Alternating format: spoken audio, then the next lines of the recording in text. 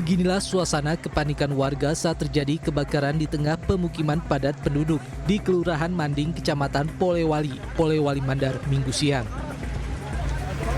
Kobaran api dengan cepat melahap rumah warga yang sebagian besar terbuat dari kayu. Kencangnya tiupan angin membuat api dengan cepat merambat ke rumah warga lain yang berada di sekitarnya. Sebanyak 4 rumah dan 1 kios milik warga ludes dilahap api. 6 mobil pemadam kebakaran diterjunkan ke lokasi untuk memadamkan api. Untuk kebakaran yang terjadi di Jalan Dengin itu, Kelurahan Madate, total rumah yang terbakar itu ada 4 dan 1 kios milik warga. Untuk penyebab kebakaran sendiri gimana? Untuk penyebab kebakaran kami belum bisa memastikan, tapi menurut keterangan warga bahwa diduga kebakaran terjadi karena adanya korsleting listrik. Diduga kebakaran terjadi akibat arus pendek listrik. Tidak ada korban jiwa dalam peristiwa ini, namun kerugian ditaksir mencapai ratusan juta rupiah. Untuk memastikan penyebab terjadinya kebakaran, tim identifikasi dari Mapolres Polewali Mandar langsung melakukan olah TKP. Dari Polewali Mandar, Sulawesi Barat, Huzair Zainal, iNews melaporkan.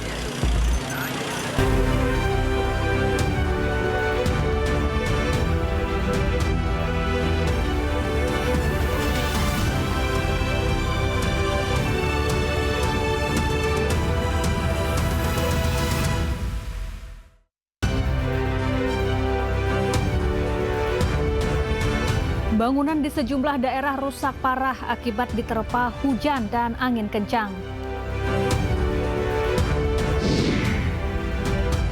Viral, seorang pemuda disabilitas menjadi tersangka pemerkosaan mahasiswa.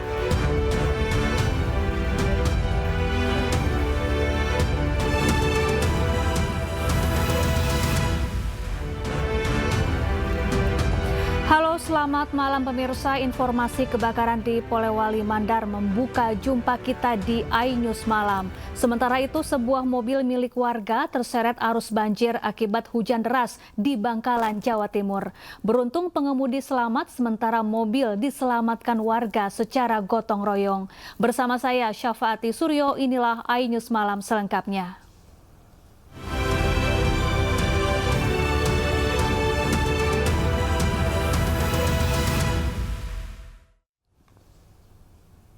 Pemirsa, sebuah mobil milik warga terseret arus banjir akibat hujan deras di Bangkalan, Jawa Timur. Beruntung pengemudi selamat, sementara mobil diselamatkan warga secara gotong royong.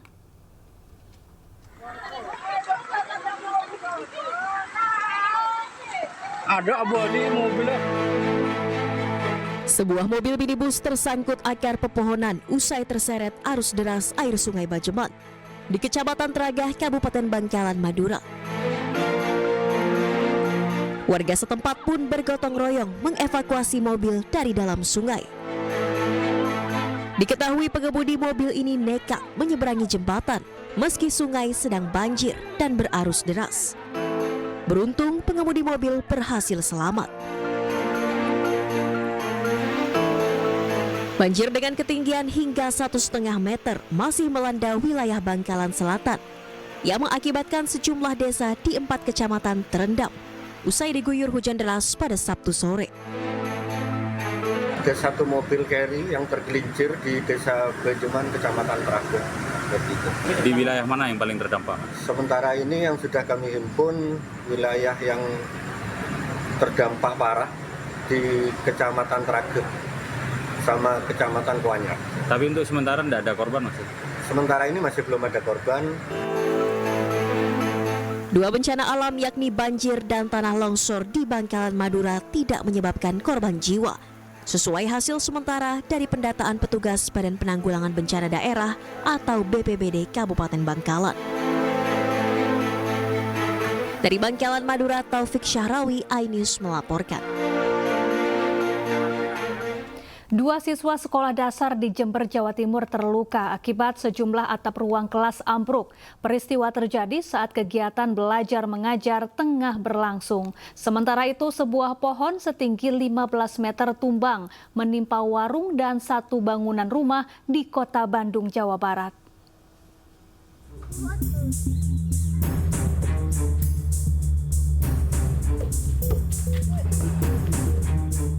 Inilah kondisi ruang kelas 3 dan kelas 4 SDN Palangan 3 Kecamatan Kalisat, Jember.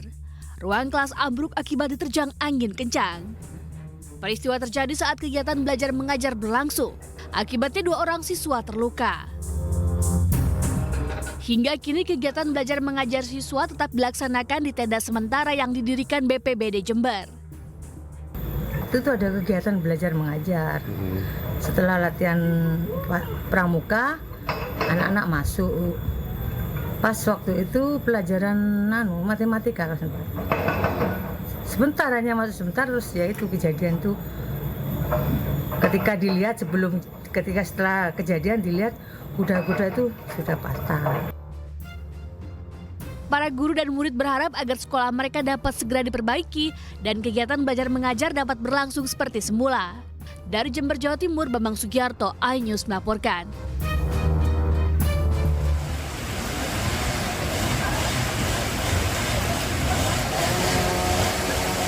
Hujan deras disertai angin kencang membuat sebuah pohon beringin berdiameter 6 meter dengan tinggi 15 meter menimpa sebuah warung dan rumah hingga hancur. Peristiwa ini terjadi di kawasan Jalan Mahmud Cicendo, Kota Bandung, Jawa Barat. Beruntung saat kejadian, pembeli dan juga pedagang yang berada di dalam warung dapat menyelamatkan diri. Menurut pemilik warung, saat kejadian dirinya sedang melayani 2 orang pembeli. Tak berselang lama, tiba-tiba pohon tersebut tumbang dan menimpa para pembeli dan pedagang. Petugas yang datang langsung mengevakuasi pohon tersebut dengan memotong batang pohon. Warga pun diminta waspada dengan potensi pohon tumbang di lokasi lain di Kota Bandung, dikarenakan Kota Bandung saat ini sudah memasuki musim penghujan. Dari Bandung, Jawa Barat, Ervan David, iNews melaporkan. Pemirsa, Gunung Lewotobi laki-laki pagi ini kembali erupsi. Ketinggian kolom abu 1.000 hingga 1.500 meter disertai 9 kali gempa dan gemuruh keras. Warga di bawah kaki gunung diminta selalu waspada.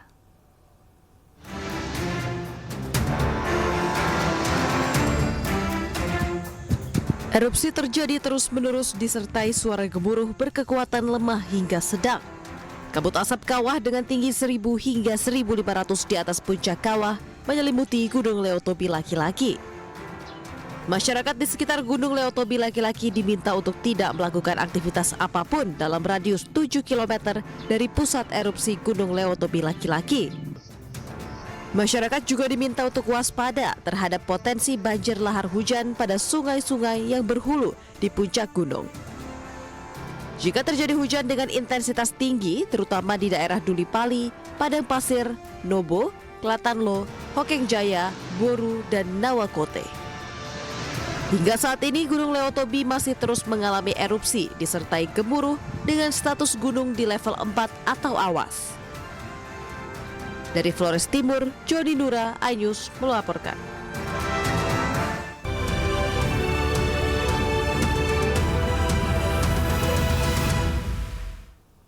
Pemirsa, Ibunda Iwayan Agus Suwartama, I Gusti Ayu Apriani, seorang pemuda disabilitas yang menjadi tersangka pemerkosaan mahasiswa di Nusa Tenggara Barat menyebut pelapor menjebak Agus. Ibunda Agus juga menyebut tidak percaya Agus melakukan tindakan tersebut karena keterbatasan fisiknya.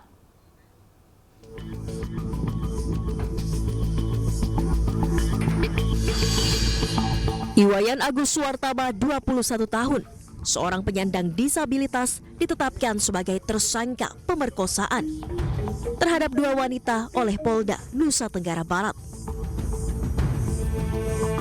Ibu kandung Agus, I Gusti Ayu Apriani, tidak percaya dengan tuduhan tersebut.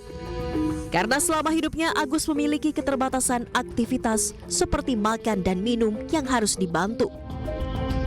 Sementara untuk melepas pakaian saja Agus masih meminta pertolongan orang lain karena keterbatasan fisik. I Gusti Ayu juga menyebut bahwa pelaporlah yang membawa Agus ke tujuan yang tidak sesuai dengan permintaan Agus. Padahal Agus meminta diantar ke kampus. Ibu, kalau antara anak ibu dan juga pelapor ini apakah saling mengenal, Ibu, yang Ibu ketahui? Tidak dia kenal, Pak. Dia cuma minta tolong, mau minta diantar ke kampus, begitu. Dia baru kenal di Teras Udayana, baru pertama ketemu, dan namanya pun dia tidak tahu, Pak. Anak saya kan minta tolong biar diantar ke kampus, gitu. Tetapi bukan ke kampus, anak saya dibawa, tetapi dibawa ke homestay itu, begitu, Pak. Dia yang menggonceng anak saya, dia yang membayar hotel, homestay itu, begitu. Dia yang bukain baju, semuanya dia, Pak, begitu. Agus juga mengaku bahwa dirinya tidak mengenal pelapor dan baru pertama kali bertemu di kampus.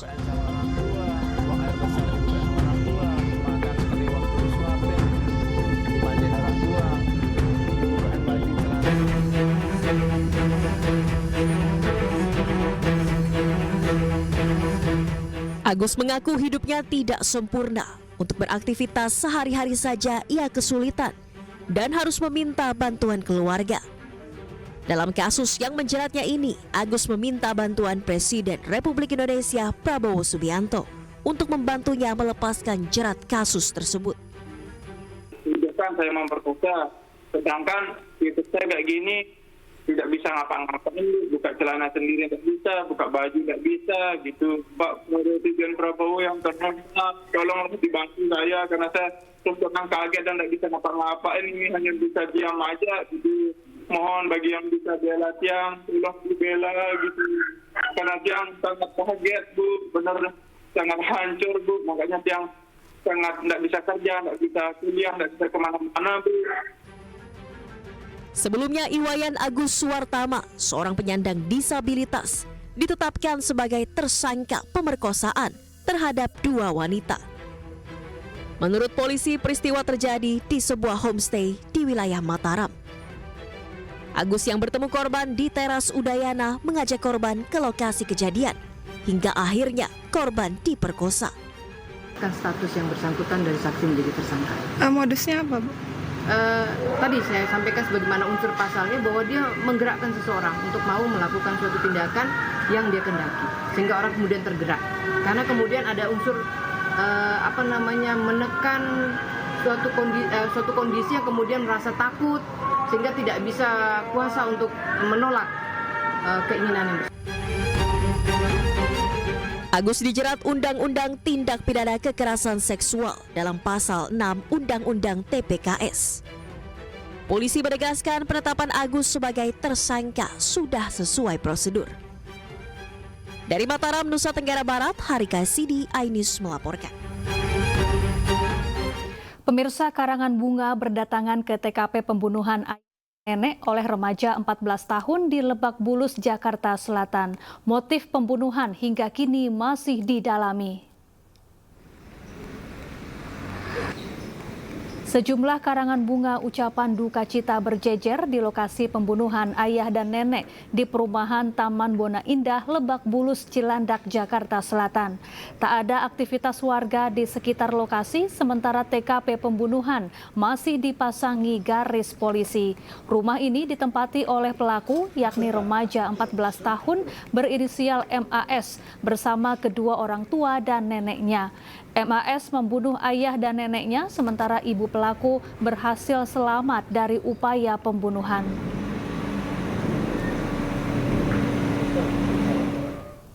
Tim Inafis Polres Metro Jakarta Selatan mendatangi lokasi pembunuhan ayah dan nenek yang dilakukan oleh remaja 14 tahun di Cilandak, Jakarta Selatan. Tim Inafis Polres Metro Jakarta Selatan tiba di lokasi sekitar pukul 2:30 sore. Setibanya di lokasi, petugas langsung masuk ke dalam rumah dan keluar dengan sebungkus plastik hitam besar. Menurut informasi, petugas mengevakuasi hewan peliharaan korban. Sementara itu, polisi hingga kini masih mendalami motif pelaku yang masih berusia 14 tahun hingga tega menghabisi nyawa ayah dan neneknya serta menikam ibunya. Psikolog forensik Reza Indragiri menjelaskan harus ada tes mendalam dan khusus untuk mengetahui motif pelaku melakukan pembunuhan terhadap ayah dan neneknya. Reza juga menjelaskan seseorang melakukan kejahatan juga bisa dipengaruhi oleh relasi sosial yang bersangkutan. Oleh karena itu, ketimbang semata-mata berbicara tentang motif, menurut saya akan lebih jitu, akan lebih bermanfaat sekiranya dilakukan pemeriksaan terhadap baik itu terkait dengan misalnya ada tidaknya riwayat penyalahgunaan narkoba, termasuk kondisi kejiwaan yang sifatnya abnormal, kemudian dilakukan pula pemeriksaan terhadap fantasi kekerasan yang bersangkutan, pola pengekspresian amarah, kestabilan pendidikan, dan juga relasi sosial, baik dengan teman-teman maupun dengan keluarga atau orang tua si anak itu sendiri. Baik. Sebelumnya kan juga beredar informasi, Pak, bahwa anak ini cerdas, 14 tahun bahkan sudah SMA, kemudian juga ia merupakan anak tunggal. Apakah ada kemungkinan bahwa tindakan ini juga dipicu oleh adanya tekanan dari orang tua terkait dengan pencapaian atau prestasi anak? Tadi saya katakan salah satu hal yang diperiksa adalah bagaimana relasi antara anak dengan keluarga, khusus anak dengan orang tuanya. Riset pun memang menunjukkan bahwa dari sekian banyak faktor resiko yang acap kali melatar belakangi anak melakukan pidana, dua yang paling mengemuka, dua yang paling dominan adalah terkait dengan relasi pertemanan yang katakanlah salah, dan juga relasi dengan keluarga, khususnya orang tua yang tidak begitu harmonis. Nah, kalau disepakati bahwa dua hasil penelitian ini juga berlaku atau relevan pada kasus yang sedang kita perbincangkan, maka memang masuk akal kalau kemudian muncul spekulasi bahwa jangan-jangan anak itu berbuat sedemikian brutal, jangan-jangan didahului oleh adanya konflik hebat antara yang bersangkutan dengan keluarga atau... Pemirsa, Sekjen PDI Perjuangan Hasto Kristianto menuding ada pihak yang mengerahkan institusi Polri untuk melakukan intervensi di Pilkada serentak 2024. Kita memperbaiki demokrasi sebelum seluruh bangsa ini crash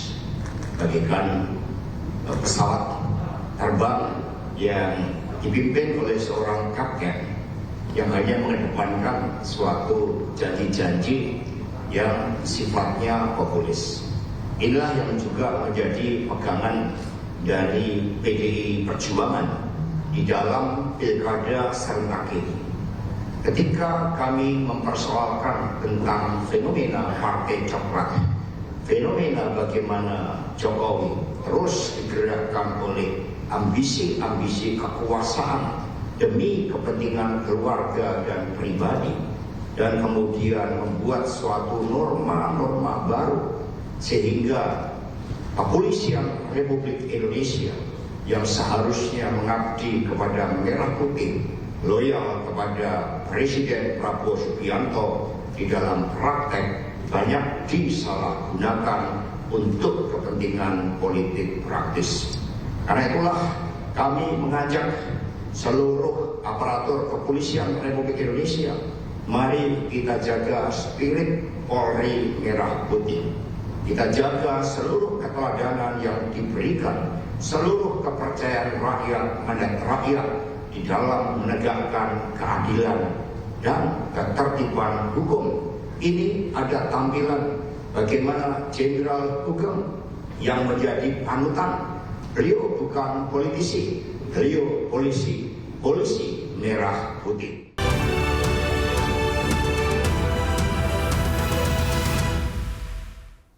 Anda kembali di iNews Malam, pemirsa. Tim pemenangan pasangan Ridwan Kamil Suswono akan mengerahkan kader-kader terbaik guna mengawal proses penghitungan suara berjenjang di KPU. Namun berlandaskan hasil hitung cepat, tim internal pemenangan Ridho mengklaim Pilgub Jakarta 2024 akan berjalan dalam 2 putaran. Sementara tim pemenangan Pramono Rano memantau langsung rekapitulasi suara Pilgub Jakarta di Kecamatan Taman Sari, Jakarta Barat. Pihaknya juga memastikan Pramono Rano menang 1 putaran dalam Pilkada Jakarta 2024. memastikan proses rekapitulasi berjalan dengan adil dan transparan, tim pemenangan pasangan Cagup dan Cawagup Ridwan Kamil Suswono mempersiapkan tim guna mengawal dan mengawasi proses rekapitulasi di 44 kecamatan Jakarta. Konsolidasi dan komitmen bersama dari 16 partai pengusung ini memastikan tidak terjadi tindakan manipulatif dalam penghitungan suara di tiap tingkat rekapitulasi KPU. Pernyataan ini disampaikan Sekretaris Tim Pemenangan Pasangan Cagup Cawagup Jakarta nomor urut 1, Ridwan Kamil Suswono di Kantor Pemenangan Ridho, Cikini, Jakarta Pusat. Kami segera sudah menyusun kekompakan konsolidasi gabungan 16 partai sedang mempersiapkan kader-kader terbaiknya untuk mengikuti proses rekapitulasi yang ada di 44 kecamatan yang ada di DKI Jakarta. Kami akan gunakan semua kekuatan dan kemampuan kami untuk menjaga baik-baik jangan sampai ada pergerakan-pergerakan atau tindakan-tindakan manipulatif yang terjadi di perhitungan tingkat kecamatan. Meski mengklaim Pilgub Jakarta 2024 akan berjalan dalam 2 putaran berdasarkan hasil hitung cepat internal, namun tim pemenangan Ridho tetap menunggu hasil resmi penghitungan manual KPU, serta menghormati semua proses dan mekanisme yang sedang berjalan di KPUD DKI Jakarta. Dari Jakarta, Hendri Aprila, Seto Pratomo, Leman iNews melaporkan.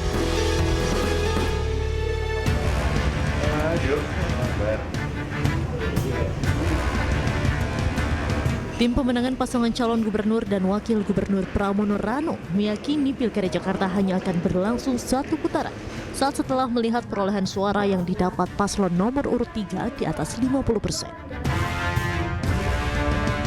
Untuk memastikan kemenangan tersebut, pihaknya menyebarkan tim memantau langsung hasil rekapitulasi Pilkada Jakarta 2024, salah satunya di Kecamatan Taman Sari, Jakarta Barat.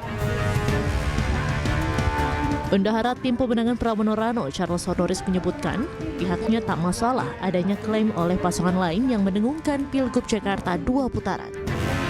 Charles juga meyakini bahwa pilkada selesai 1 putaran berdasarkan tabulasi data C1 yang dikumpulkan internal maupun dari aplikasi sistem rekapitulasi elektronik atau Sirekap. Kalau kami, kenapa kami yakin bahwa pilkada sudah selesai, bahwa pilkada dilakukan hanya 1 putaran karena kami melakukan tabulasi melalui data C1, baik yang fisik yang kami miliki maupun yang sudah di-upload oleh KPU di situs Sirekap.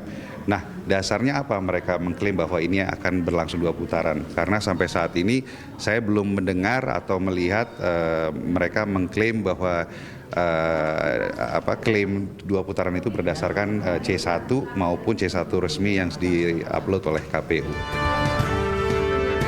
Diketahui pada hasil hitung cepat Pilkada Jakarta 2024, Pramono Rano telah mendeklarasikan kemenangan 1 putaran dalam Pilkada Jakarta dengan perolehan suara sebanyak 50,07%. Selain itu, tim pemenangan Ridwan Kamil Suswono memberikan narasi bahwa Pilkada Jakarta akan berlangsung 2 putaran di berbagai kesempatan. Dari Jakarta, Rian Rahman, Tri Julianti, iNews melaporkan. Sementara itu, menurut Komisi 3 DPR, tudingan Partai Coklat atau Parcok adalah hoaks. Ketua Komisi 3 Habibur Rahman menyebut tidak logis jika Kapolri gunakan institusinya untuk kepentingan kubu tertentu di pilkada. Apa yang disampaikan oleh segelintir orang terkait Parcok dan lain sebagainya itu kami kategorikan sebagai hoaks, ya. Dan ada juga anggota DPR yang menyampaikan hal tersebut. Orang tersebut bahkan sudah dilaporkan ke MKD, ya. Karena kami juga anggota MKD, ya. Orang tersebut sudah dilaporkan ke MKD. Kami ingin meminta keterangan beliau apa yang menjadi bukti, ya, apa yang menjadi dasar juga disampaikannya tuduhan tersebut. Namanya pilkada ini tidak hanya antara 2 kubu, ya. Karena jadi hampir nggak mungkin Kapolri ya menggunakan institusinya untuk kepentingan kubu tertentu, karena di pilkada itu bisa terjadi mix, ya, antar kubu partai-partai politik gitu kan. Di provinsi A misalnya partai A berkoalisi dengan partai B, di provinsi lainnya berseberangan, ya. Jadi secara logika nggak logis, ya. Dan kami minta sesama teman-teman anggota DPR, walaupun kita bebas berpendapat, tapi harus didasarkan pada bukti-bukti yang kuat. Jangan hanya narasi-narasi, karena ini justrulah yang akan bisa menjadi situasi tidak kondusif. Presiden ke-7 Republik Indonesia Joko Widodo buka suara terkait tudingan intervensi pilkada melalui pengerahan institusi Polri. Jokowi menantang agar tudingan tersebut dibuktikan. Pak, ada pengerahan dari kepolisian, aparat gitu. Ini bagaimana tanggapan Bapak? Ya, disebut Bapak yang membelakangi, Pak. Itu dibuktikan saja, jangan hanya tuduhan-tuduhan. Karena kan ada dilaporkan saja ke Bawaslu, kan ada mekanismenya. Atau dibawa ke MK, kan ada mekanismenya.